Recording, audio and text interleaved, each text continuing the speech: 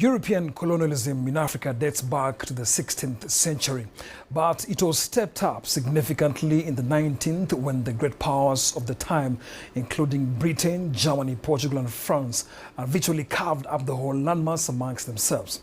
The shift from the slave trade to the exploitation of Africa's wealth of natural and human resources enabled the European powers to build their economies and expand their own wealth.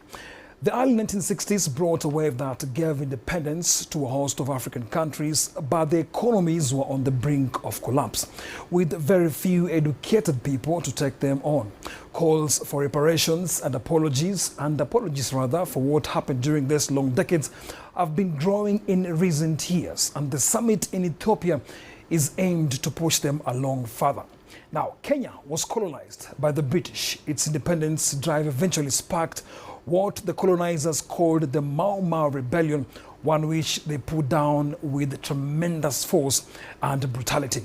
In 2013, the UK government agreed to pay Kenya £19.9 million to settle claims of more than 5,000 Kenyans who were tortured during the colonial rule.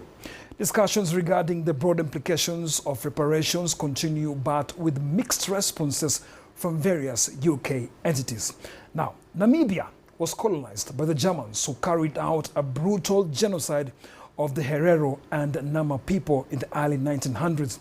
In 2021, Germany acknowledged its role in the genocide and pledged $1.1 billion for reconciliation projects over 30 years, although many Namibians feel this falls short of actual reparations.